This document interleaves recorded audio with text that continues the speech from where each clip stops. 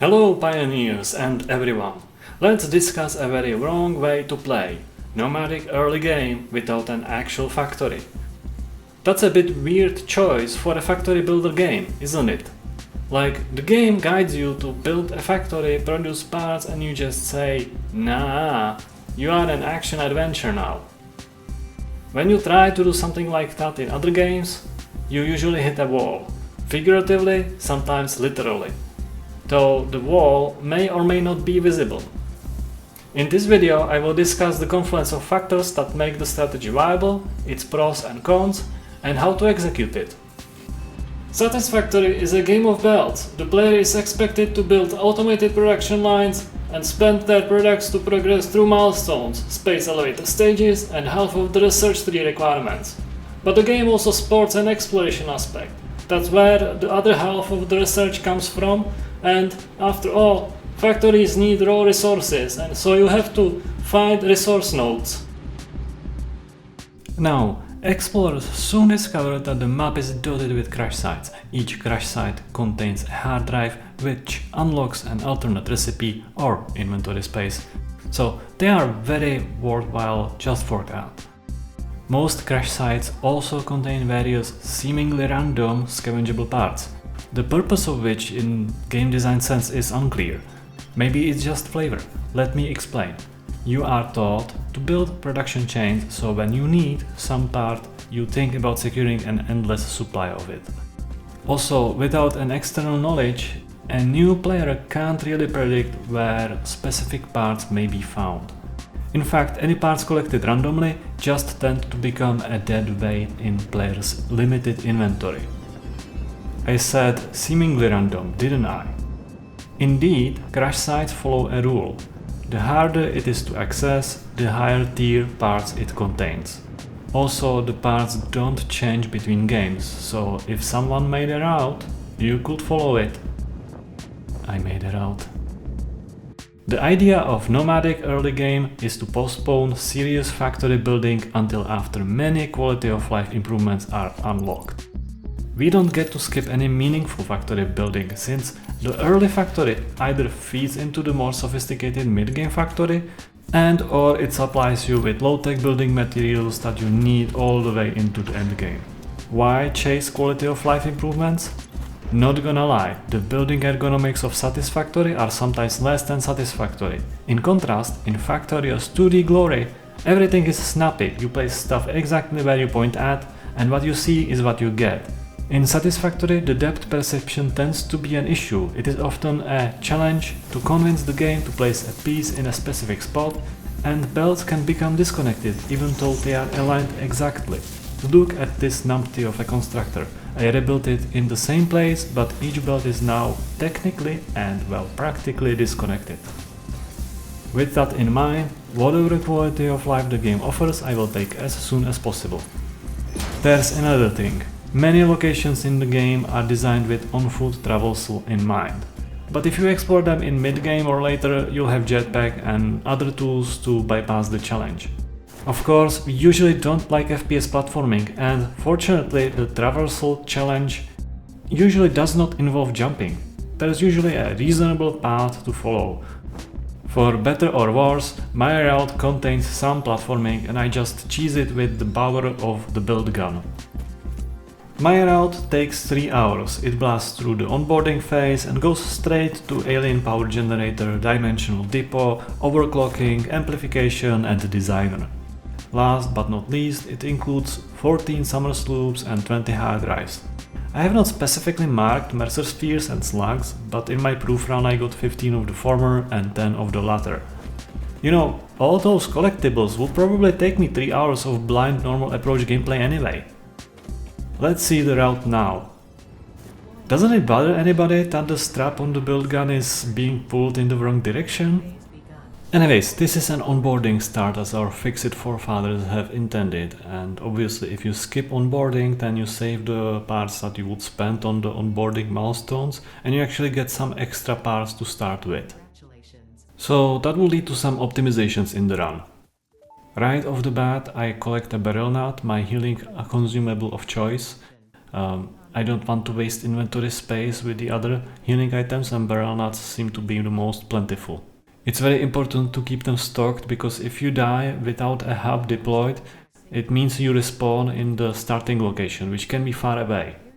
I basically follow the onboarding instructions, deconstruct the drop pod, and then get the iron ore for hub, but I will actually get a little bit more iron ore because I want to manufacture some extra iron rods later on, because there's just not enough iron rods to collect. I mine the outcrops because outcrops mine fastest, and 2 outcrops is more than needed. Now that I can place the hub, I will actually do so whenever it feels even a little risky, because I don't want to die and then respawn in the starting location, right? I just have to keep in mind that I have to collect the hub before leaving. The next objective is the crash site on the beach, but along the way there are some mercer spheres and slugs that you can pick up, so I do so. At this point I'm approaching a sort of exploration spoiler, the Lizard Doggo Cave. If you want to find it yourself, then just search the beach, and for now skip in the video to the fall crash site. Time to hit the first crash site.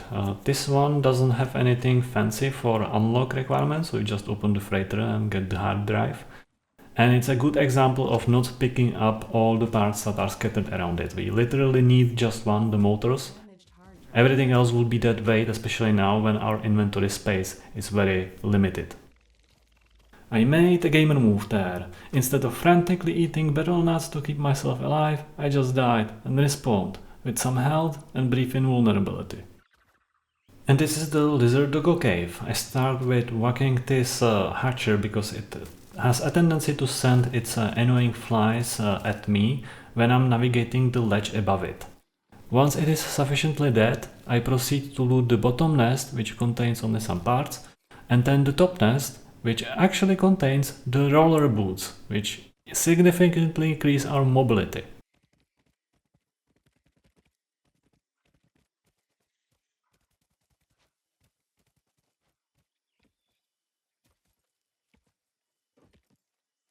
There's another nest deeper into the cave, which contains more parts and an unlockable helmet cosmetic. There is actually even more to loot from this cave, but we are not equipped for that right now. We shall return later. The next stop is the Waterfall crash site, which is a little bit tricky to get onto because at this point we don't have really anything, only the hub. But I did find a tricky place where you can actually place the hub and use it to jump on top of the crash site. You may notice an invisible collision box. I think it's the hub's drone that's not visible at this stage yet, but it has a collision box nonetheless.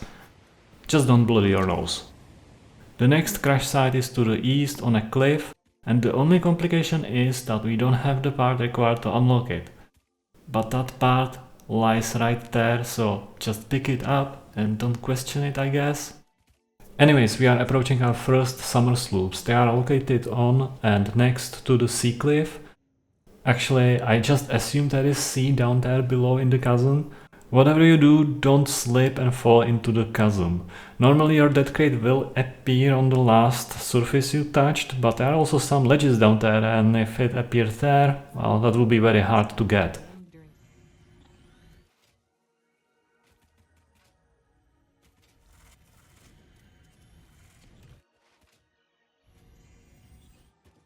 The next stop is the Shallowcator crash site, at which point we can upgrade to level 5 hub, but at the same time we run out of inventory space. So drop some items that are not required for the upgrade, collect the items that are required for the upgrade, throw down the hub, do the upgrades and then collect everything. After collecting the nearby sloop, we can proceed to the next crash site, which happens to be one of those that require power for unlock. So throw down the hub, feed the burners and then connect it to the freighter. Do not connect the freighter first because that trips the electric network and then you have to start it up, but in this case we match the requirements exactly, so when you close the breaker it usually retrips again, so you have to try again and again and again. Sometimes it does work, but the surefire way to do this is to start the production site first and then connect the freighter. Now, since we have the burners running already, this is a good opportunity to add a smelter and constructor to turn the extra iron ore we collected earlier into rods. Just make sure you have disconnected the freighter because it will draw power even if it's looted, and make sure you have ample fuel so that it actually processes all the ore. While the factory is running, we will collect a summer sloop from the nearby cave. The entrance is in the side of this mini valley and it is marked by 2 blue mushrooms. The summer sloop is guarded by a spider, but you can oftentimes loot it without fighting it. By the time you return to the factory, it should be mostly done. You may want to help the constructor with converting ingots into rods. That's fast for a pioneer. On the other hand, manual smelting sucks. On the way to the next crash site, you may notice the arch with a Mercer sphere. Be advised that this particular Mercer sphere is guarded by a hog, and that hog will absolutely try to knock you off the arch. For the next crash site, which is situated between the 2 sinkholes, we will use the recently unlocked containers because they have ladders on their sides and they can be stacked. For the crash site itself, absolutely throw down a hub first because this is guarded by a big hog, and also you need power anyway. In an earlier variant of this run, I have used the containers and troll physics to climb this side of a mountain to claim the summer sloop above.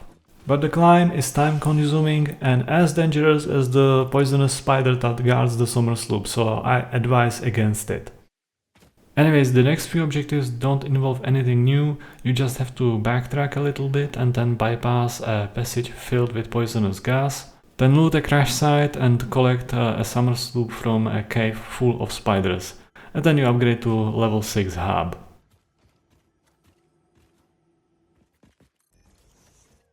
This is followed by a summer sloop, the top lake crash site, that one requires the hub and a standalone burner. One of the sandy valley crash sites, I use container ladders to access that one.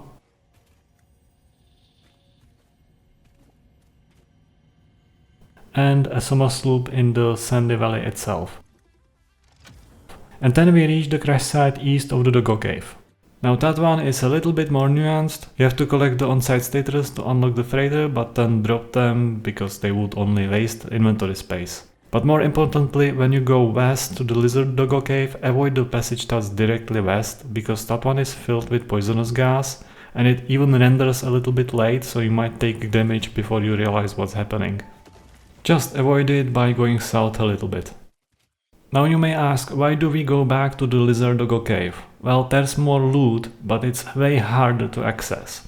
I'll let the video speak for itself, but the main point of going here again is to get the summer sloop and the Xenobasher, so an upgrade to our weapon. Now, if anybody figures a better way how to navigate this cursed cave, please share it in the comments section. Don't worry, this radiation exposure won't shorten your lives by more than 5 years. We do need a part, so we need to backtrack and deconstruct everything. After all that hard work, it's only fair that we get a vacation on a beach. Wait, there are crash sites here as well? Oh my god. A few crash sites later, we find ourselves in a crash site in the northern part of the desert, and at this point we can unlock the field research, which is very important because it also unlocks a few extra inventory slots, without which we wouldn't be able to collect everything. At the same time, it also allows us to research alien remains and alien protein, which is a great way to get biomass for the initial factory. In fact, as I liberate the resource nodes for the initial factory, I will just grab the alien remains and turn them into biomass.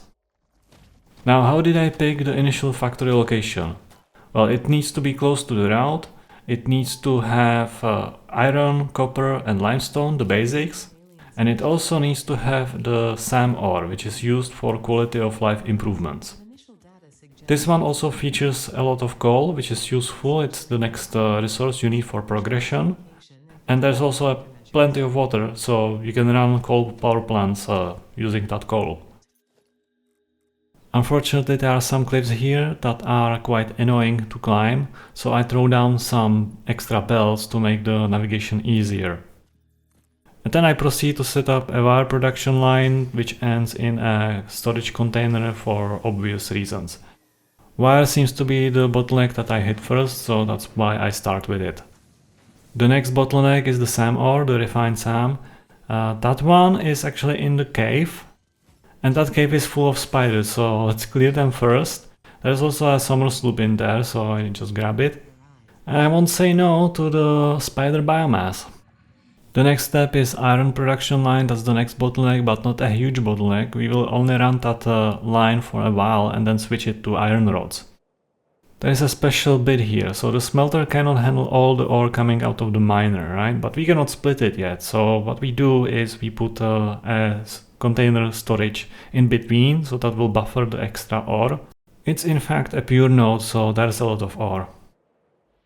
Once that is done, I go back to the cave and use the mycelia from there to get the parachute. And that should give the production line enough time to produce the iron plates we need, and we can now switch it to iron rods. In case there are not enough iron plates yet, then just deconstruct some of those utility belts and rebuild them later when you have enough iron plates. So I have kinda settled, but I'm not done with exploration yet. I will do some inventory management so that I have the stuff that I need for the future exploration, but not anything else that would waste inventory space. In case there are not enough iron plates yet, then just deconstruct some of those utility belts and rebuild them later when you have enough iron plates.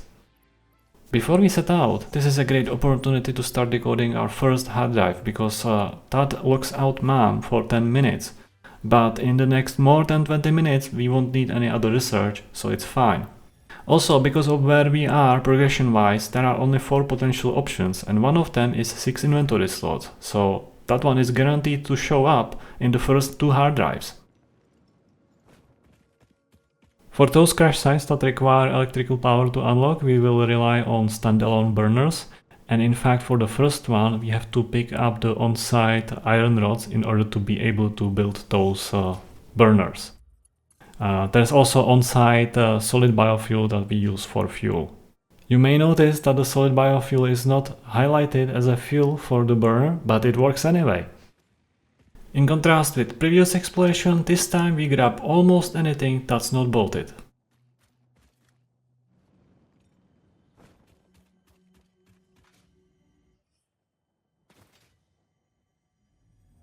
"10 minutes into this exploration sortie you need to scan the other hard drive, so I'm not sure where exactly it will line up in your run, but as long as you are not hella faster than me, it shouldn't be a problem, it shouldn't block you from doing things later. Now we do pick up a summer sloop here that's situated on an arch that's full of poisonous gas. It's not as bad as it seems. There is like a safe spot in the middle right next to the summer sloop, and if you just heal yourself every time you take damage, you should be fine.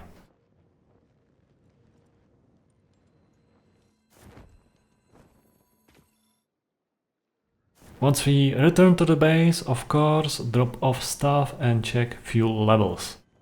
At this point, the iron ore container should have accumulated a healthy supply of extra iron ore, so just go ahead and set up a second production line, this time for iron plates again. And of course, make it so one line is fed by the miner and the other one by the storage container. The next step is to unlock overclocking and logistics 2. Not logistics 1, we want logistics 2 for the increased belt throughput, because we want to increase the production rate of the refined SAM, and the way we can do that is by overclocking the miner to produce 120 SAM ore, and then increase the belt throughput so we can actually feed that 120 into the constructor, and the constructor itself already can handle 120. If there's not enough iron plates, then just craft them manually from ingots. It should be relatively fast, and there should be 100 ingots in both the constructor and the smelter. If you have not collected slugs throughout the run, don't worry, there's plenty of slugs here. There's one near the entrance of the cave, and there are several in the cave itself, but they are near the ceiling, and there's also one to the south. For the next crash site, don't forget to grab the rubber from storage because that's what unlocks the hard drive.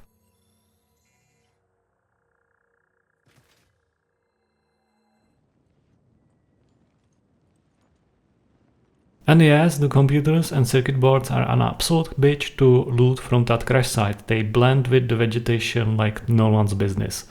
When we return, we should have everything that's needed to unlock the alien power augmenter. Unfortunately, you have to craft a lot of fluctuators by hand because they take 3 parts. That means they can be automated by the manufacturer, which happens to be a tier 6 machine. Once the alien power augmenter is built and connected to the grid, rejoice because that's 500 megawatts of power that you don't have to babysit at all. The next step is to collect the factory products, and this time it is actually time to unlock Logistics 1.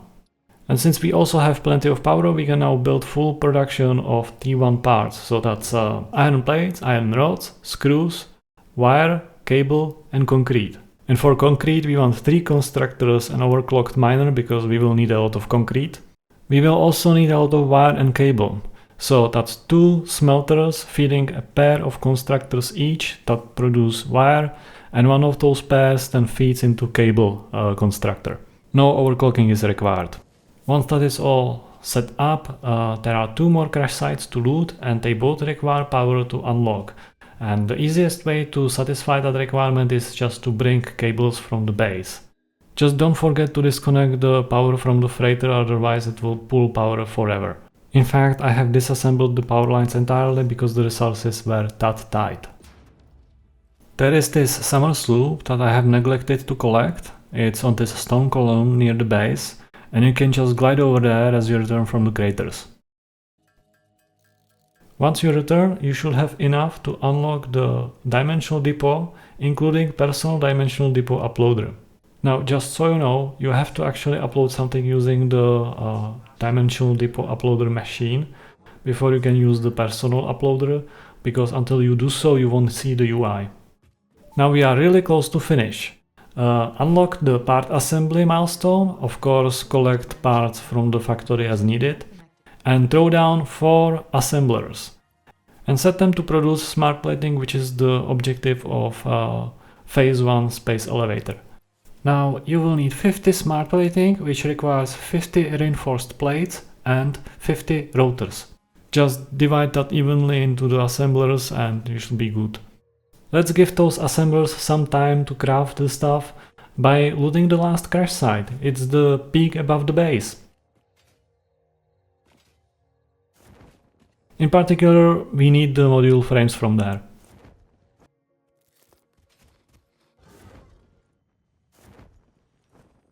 When you return, you should have everything that's needed for amplification, so just unlock that. Then collect the smart plating and you can disassemble the assemblers. And then you can build space elevator and send the payload, so finish the phase 1 of space elevator.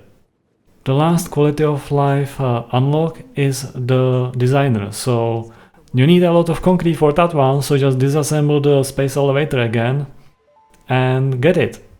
And that's it.